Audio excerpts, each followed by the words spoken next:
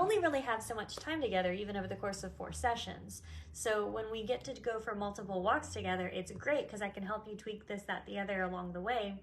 But really the number one struggle I see that clients continue to have even after 4 walks is that we just get tense, right? We just get tense and we get like, I don't want my dog to pull, and we kind of get like focused because we were formerly like 2, 3, 4 weeks ago, we were just like wrapping that leash around our arm and like preparing for them to pull and like ready for it to be miserable. And now it's like, oh, okay, I can relax and loose leash heel, and we want there to be no pressure on that leash. And if there's pressure that the dog is putting on there, an immediate pop and release, you know, an immediate leash correction, and then relaxation. And yes, what a good heel, those things.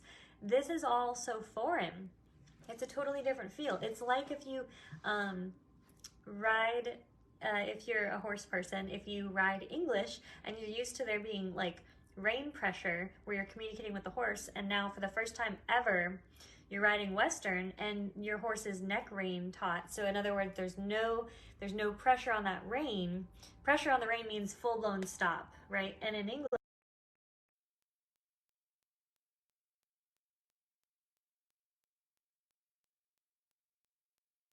still there. In English, pressure on the rein means like, hey, we're communicating, right?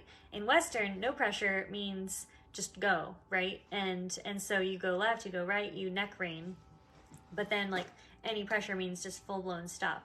So it's kind of like if you know, only do one your whole life and then you do the other, it's like, whoa, that's so different.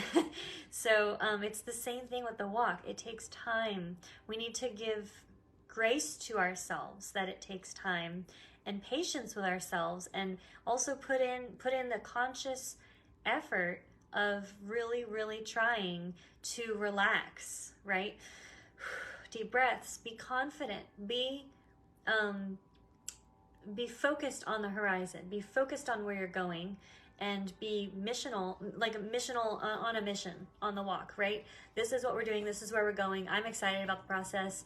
I can't wait to see the pretty sunset. Think about positive things while we're walking. Think about things we love doing. Be in our happy zone, if you will.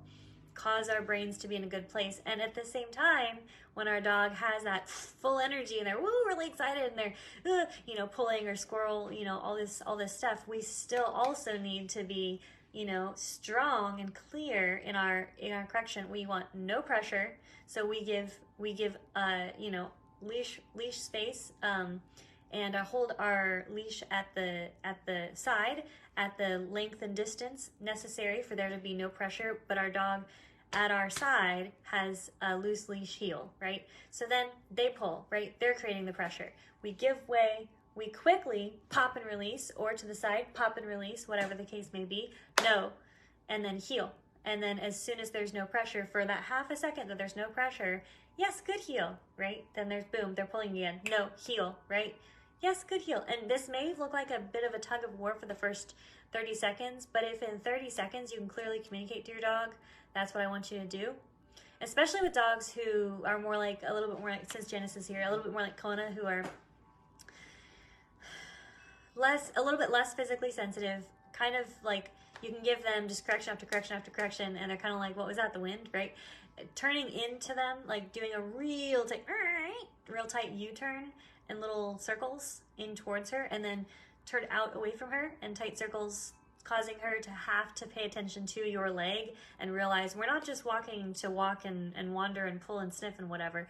We're walking so you pay attention to my leg, right? That can really set up the walk for success. And every dog that I, like, if my client's like, here, you take the leash, you walk the dog, like, probably what you'll see me do in the first 1 minute of having the dog is like do some tight circles to the left or to the right, or figure eights, because I'm really trying to, hey, pay attention, this leg, right? Because I don't want to be pulled on.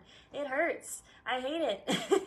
And I have a nice leash and all the things, leather, whatever, and I'm starting to offer leather leashes to clients as well, as an option. So, you know, that's nicer if they're gonna pull on leather than like nylon or cotton or whatever, but still, I don't like to be pulled on.